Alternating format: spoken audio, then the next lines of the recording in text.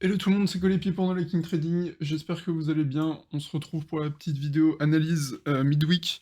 Donc au programme, on va passer sur Bitcoin, Ethereum comme d'habitude, Nasdaq et le ratio ETH-BTC. Et ensuite, on passera aux ailes que vous m'avez le plus demandé sur le Discord, donc à savoir Avax et Atom. Donc on va commencer directement par l'analyse sur le BTC. Donc BTC, on a continué notre descente du coup à partir de lundi, on a commencé à chuter. Donc à mon avis, c'était de l'anticipation des mauvaises news. Donc on est pour le moment resté sur le plafond des 39, 40K, 39 800 à peu près. 39 500 on est descendu, pardon. Et personnellement, je pense que ça pourrait être intéressant de venir combler le gap qui s'est formé ici. Donc vous voyez, entre ce niveau ici, donc le premier trait noir ici, et le premier trait noir ici. Hop. Donc combler ce gap, ça me paraîtrait assez pertinent, assez logique vis-à-vis de BTC. Donc pour ça, de quoi personnellement je vais m'aider. Donc ça, c'est hop, on va se retrouver directement ici et on peut voir sur la TPO chart, donc là c'est du graphique donc quand il y a 987 trades qui ont été passés, ça fait une bougie, enfin la bougie se clôture, bref. Et ici donc, on voit qu'il y a deux clusters, donc deux clusters ça signifie un pour lot, donc ici il y a un pour lot. On peut s'attendre à venir effacer ce pour lot, marquer un creux plus haut que le précédent ici sur ces niveaux, donc ça ferait quelque chose comme ça, donc je vais passer en plus petite unité de temps. Hop, le pour l'eau, il se situe ici. Donc ici, le pour l'eau, on vient, hop, chercher, effacer, et ici, hop, on pourrait rentrer par exemple ici. Donc sur le creux plus haut que le précédent, après avoir effacé le pour l'eau, ça pourrait être intéressant. Donc dans l'optique d'aller chercher les niveaux de gap qu'on a repérés au préalable. Donc le gap, il est relativement visible en H4. Hop, je vais me mettre comme ceci. Et ici, on peut voir que les mèches, ici, elles sont pas connectées. Donc quand hop, j'active le volume profile, on peut voir qu'il y a un il y a un gap ici. Donc c'est pour ça que ça me paraîtrait intéressant de venir jouer le gap. Et dans cette optique, j'aimerais bien essayer de me positionner long, court terme.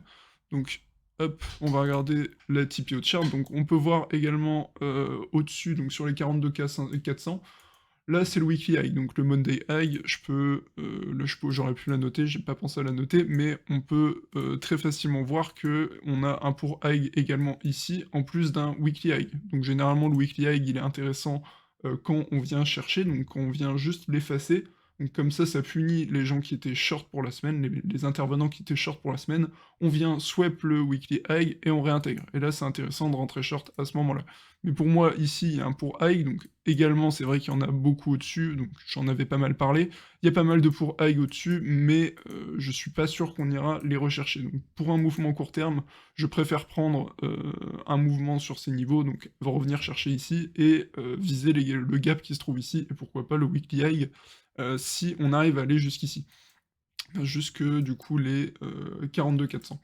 Pour moi, c'est actuellement le mouvement que je veux tenter de prendre aujourd'hui, donc dans les prochaines heures.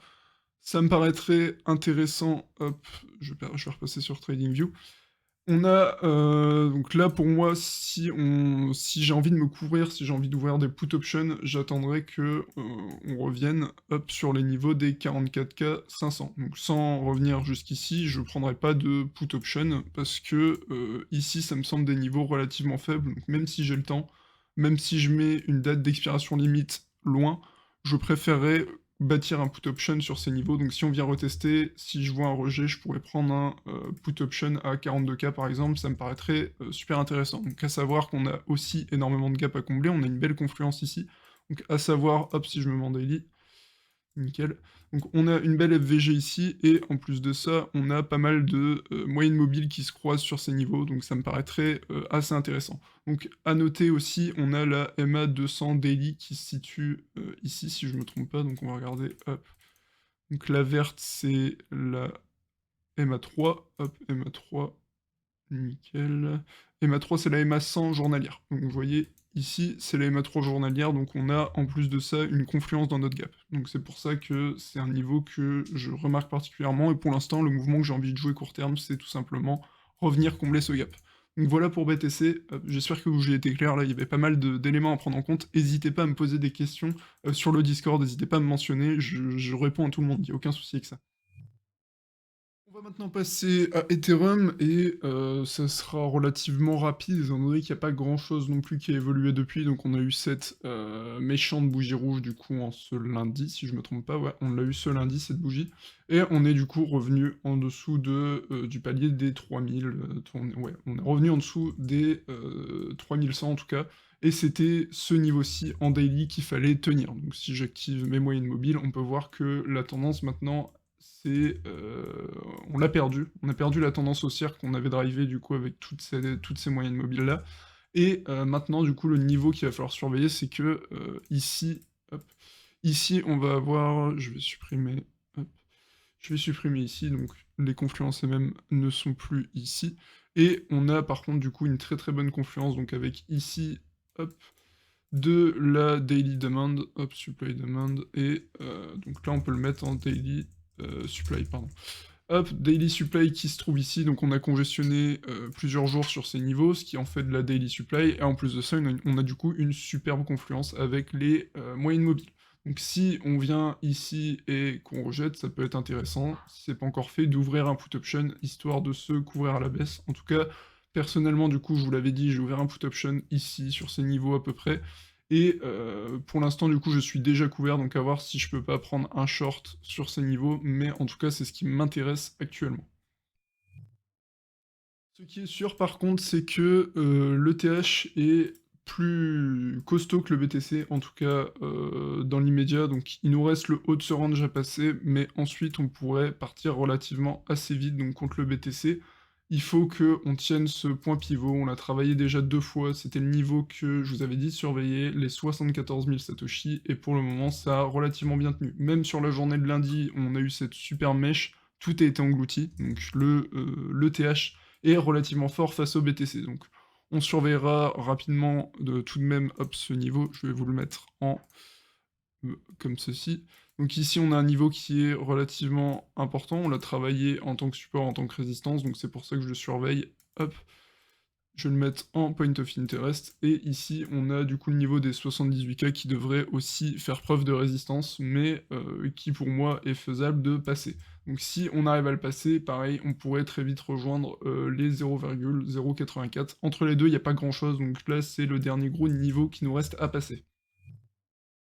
On va rapidement passer sur le Nasdaq que vous savez, j'aime beaucoup regarder, donc il n'y a pas énormément non plus à dire, à savoir on a perdu le niveau des 14 500, donc effectivement il y a beaucoup de gap qui s'est créé, mais même s'il est comblé, personnellement je m'attends quand même à un Nasdaq plutôt bearish. Donc dans le même temps, on a, si je me trompe pas, le VIX qui augmente, donc le VIX qui est l'indice de volatilité du SP500, et généralement quand il augmente, on a tendance à être davantage corrélé sur le Bitcoin, vis-à-vis des indices américains. Donc c'est pour ça que hop, on peut voir sur le Nasdaq on devrait s'approcher de ce qu'il fait, on devrait avoir un Bitcoin qui est un Nasdaq avec du delta plus élevé. Donc c'est pour ça que ça serait intéressant de hop, chercher plutôt à hop, je vais me remettre sur le Nasdaq, désolé. Chercher plutôt soit des entrées longues, mais une fois qu'on aura fait une belle jambe baissière sur le Nasdaq, donc chercher des longues, soit ici, donc si on revient le tester, hop, si on revient tester ici, et qu'on remonte derrière, ça peut être effectivement intéressant de rentrer, mais sinon, si on s'attend à une nouvelle jambe plus baissière, donc à savoir, on est en tendance baissière, hein, globalement, les creux, les sommets sont de plus en plus bas, on peut s'attendre maintenant à un creux plus bas que le précédent, donc plus bas que celui-ci, et moi, pour moi, le niveau qui me paraît évident, c'est les 12 400, donc les 12 400 qui sont en fait rien de plus que le niveau, un point pivot, donc on l'a testé ici, on l'a testé ici, on l'a testé ici, on a fini par le passer, on l'a retesté parfaitement, on l'a retesté encore une fois derrière, donc ça me paraîtrait assez pertinent qu'on ait un signe de relance sur ces niveaux, sur le Nasdaq, donc en tout cas à suivre. On va maintenant passer aux alts que vous m'avez demandé sur le Discord No Liking Trading, donc évidemment si vous n'avez pas encore rejoint le Discord No Liking Trading, je vous invite à le faire. On va donc checker un peu ce qui s'est passé récemment sur AVAX, donc pour moi, le niveau qui était donc on avait, pareil, en fait, c'est un peu dans la même veine qu'Ethereum, donc c'est-à-dire que ceci, ça ressemble quand même vachement à une déviation. Donc ce point des 95, c'était un niveau qu'on avait énormément travaillé. Il y avait, à mon avis, Visible Range, donc là, vous voyez, on est venu, absorber tous ces niveaux, donc on est venu repasser au-dessus. On a fait un petit stop ici, donc qui me semble cohérent avec ce niveau de volume. Et pour moi, maintenant, le prochain gros niveau de volume qui arrive, ça sera celui des 66 $. Donc si ensuite ce niveau ne tient pas, le niveau des 66 $, on passe en dessous, on n'arrive pas à repasser au-dessus, ça sera très probable qu'on retourne en dessous des 45-40 $. Donc Avax, il aurait pu être intéressant de prendre un short sur une réintégration, effectivement, mais on n'est pas trop là pour dire ce qu'il aurait fallu faire, pardon. Et pour moi, maintenant, ce qui me semblerait le plus intéressant à jouer, donc soit vous êtes déjà placé, et j'espère que vous n'êtes pas placé au-dessus, du coup. Je dis pas que c'est impossible que ça remonte, hein, mais déjà, dans un premier temps, ce qu'il faudrait récupérer, c'est assurément ce niveau-là, le niveau des 86-85. C'est le niveau à priorité à récupérer, et là, ça peut être intéressant à ce moment-là. Mais pour l'instant, on n'est pas dans l'optique de le récupérer, et ça sera les 66 $ qui pourront être intéressants, donc si on vient congestionner sur ces niveaux, si on vient un peu squatter, sinon ça sera ouais, en dessous 45-40, et pour moi c'est là qu'il sera intéressant de jouer des longues, donc ici, ou si c'est plus dramatique, donc à mon avis, si on retrouve vers les 40-45 $, ça veut dire qu'Ethereum aura déjà pris un bon coup, je pense. Donc c'est pour ça que c'est les niveaux qui me paraîtraient intéressants. À mon avis, si on est au 44-40 $ sur AVAX, on devrait être à peu près aux 2200-2300 sur ETH. C'est énormément corrélé, hein, donc c'est pour ça que j'établis ce constat.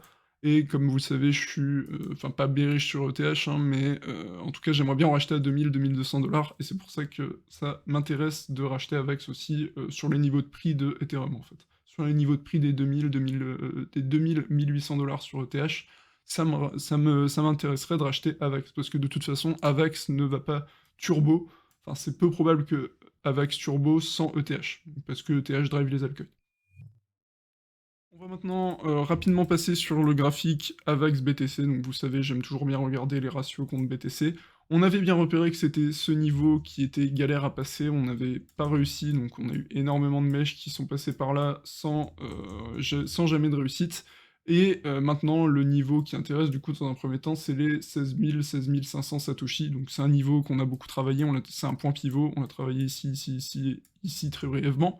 Si ce niveau ne tient pas, effectivement, là, ça sera relativement probable qu'on aille jusqu'aux 8000 Satoshi, donc il n'y a pas grand-chose qui nous retient entre deux, hein. Peut-être à la limite ce niveau-ci qui a déjà servi de faux de résistance, mais ça sera les 10 000 Satoshi, donc à surveiller, mais dans l'absolu, ça risque de faire un gros drawdown, en tout cas, après le niveau des 16 000, s'il est perdu, ça risque de faire une belle chute. On va maintenant passer au Atom que vous m'avez pas mal demandé également, donc c'est relativement simple, on a une price action qui est relativement propre. Donc on a ce point pivot ici, donc on l'a travaillé ici, on l'a retravaillé ici, on l'a travaillé en tant que support ici, on l'a travaillé en tant que résistance ici, support, résistance, support, et pour le moment on est en dessous. Donc si un bearish retest doit se jouer, donc que ce soit sur Ethereum ou sur BTC, à mon avis, ça serait vers ces niveaux-ci que Atom devrait retourner vers les 26. C'est notre gros point pivot, donc on peut activer ça pour s'aider un petit peu. On peut aussi voir qu'on a énormément de volume sur les 50 $, donc ça c'est important à regarder. Et ensuite, en dessous, du coup, ici, c'était du coup notre daily demande, on a congestionné un petit peu sur ces niveaux, et maintenant, c'est ici qu'on doit réagir. Donc, autrement, vous voyez, ici, on a un gros gap, donc c'est également un point pivot, c'est pour ça que j'ai fait un trait.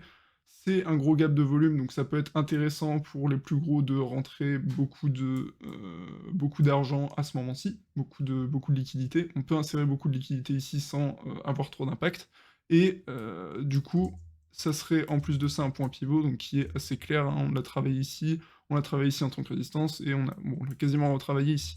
Donc c'est pour ça que les 17-18 $, c'est le niveau maintenant qui est à surveiller, en tout cas à la baisse.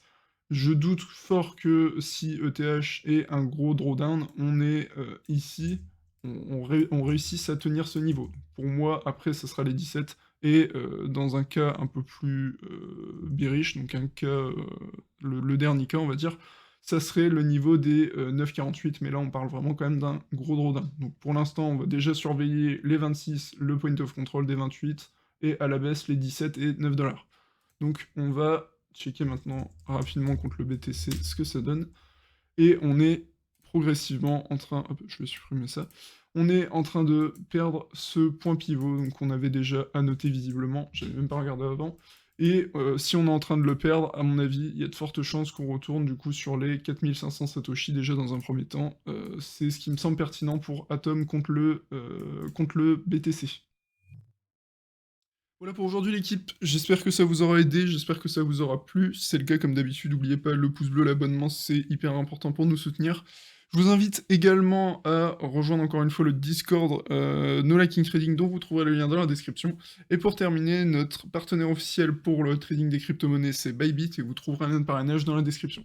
Sur ce, je vous souhaite à tous une très bonne après-midi, et surtout un bon trading. Salut!